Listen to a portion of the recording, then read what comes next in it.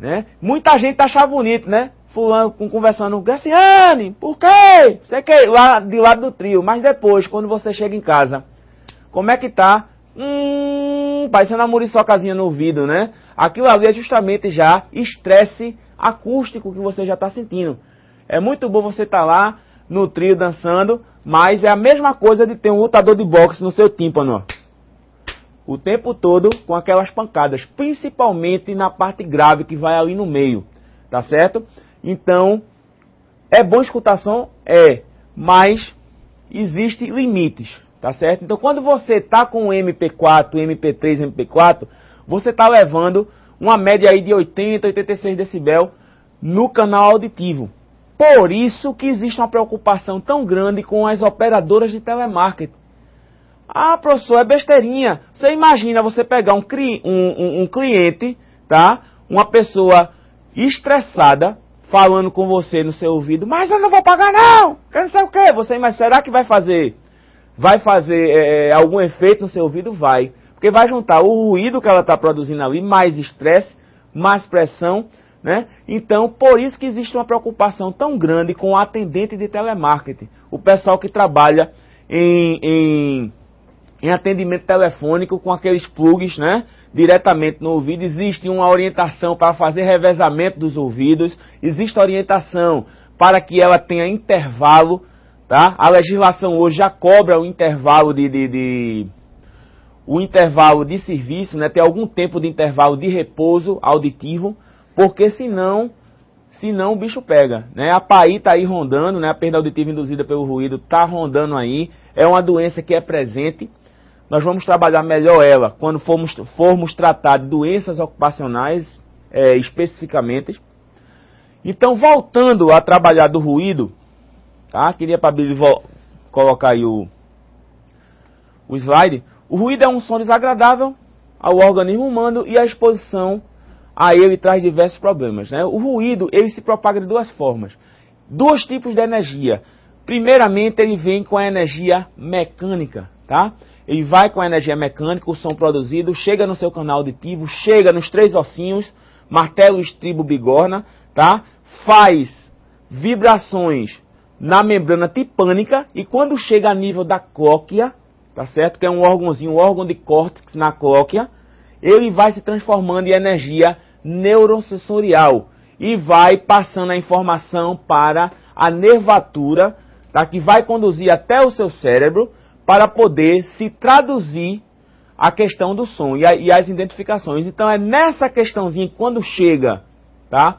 Quando chega nos tímpanos, começa a vibração, que o ruído vai começando a agredir, tá certo? Vai começando a agredir. Então o som, ele trabalha mecânico, chega a nível de tímpano e cóclea, vai se transformar em energia neurosensorial. Então aí é que traz o problema. E o ruído em si, ele traz vários problemas. Então as principais consequências e problemas do ruído são a fadiga, tá?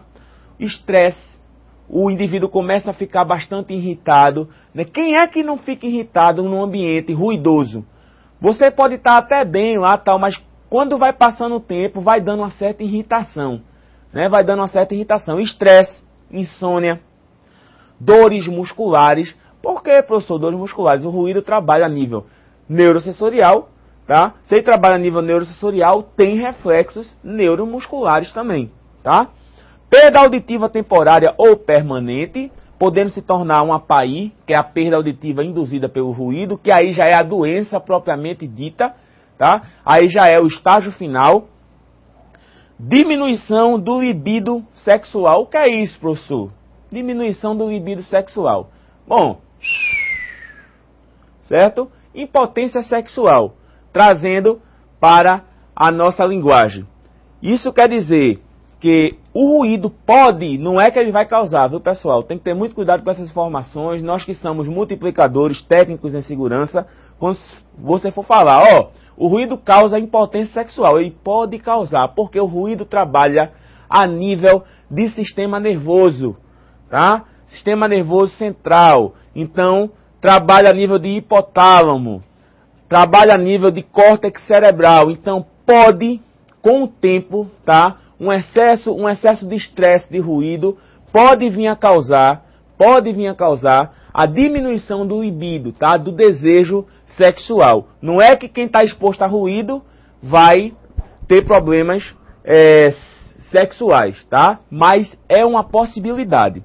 E outras patologias podem vir a ser causadas ao ruído, até como também a predisposição a outras doenças. Seguindo a questão do ruído, queria pedir a Bíblia aí para jogar o slide novamente.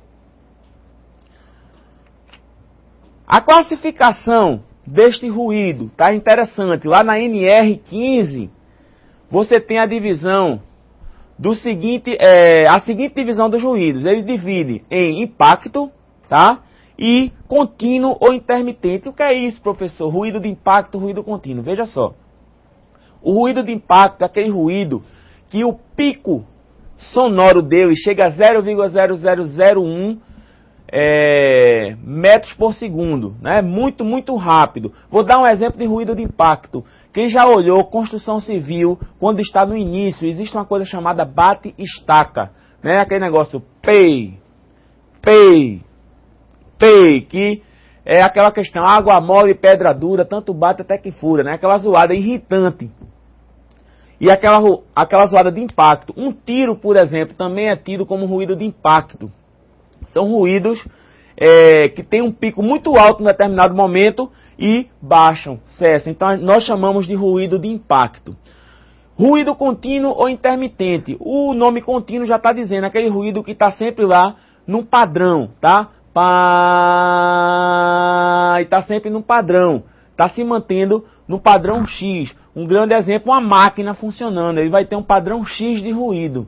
E o intermitente é aquele que tem um motor que dispara, tá? Que liga e dispara. Nós chamamos o ruído intermitente. Tá certo? As unidades de medida do ruído, quais são elas? É o decibel, dB. Tá certo? Decibel é a unidade de medida do ruído.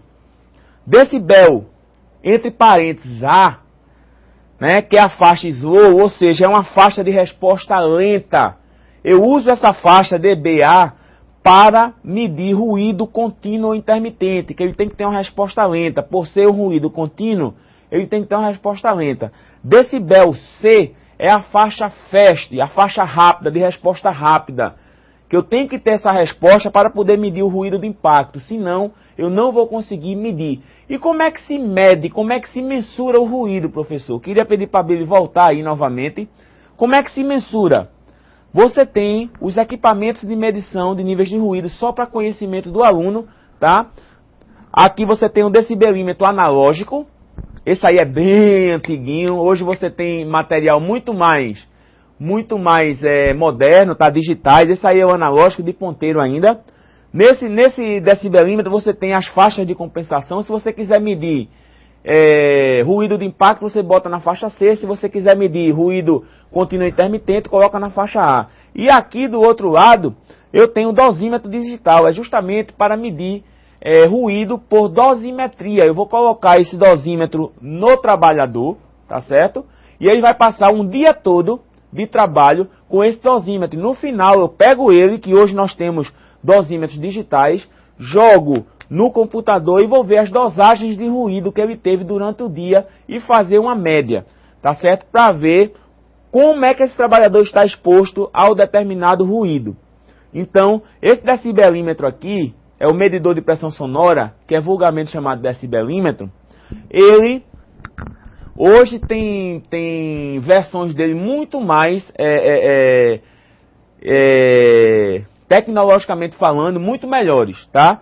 E o dosímetro digital também, ele tem versões muito menores, muito melhores, tá? E a questão, como eu posso falar, a questão anatômica, porque esse aqui você vê que é um pouquinho grande, você tem dosímetros pequenininhos que coloca aqui de lado e sai medindo a dosagem de ruído. Agora tem um filmezinho, tá?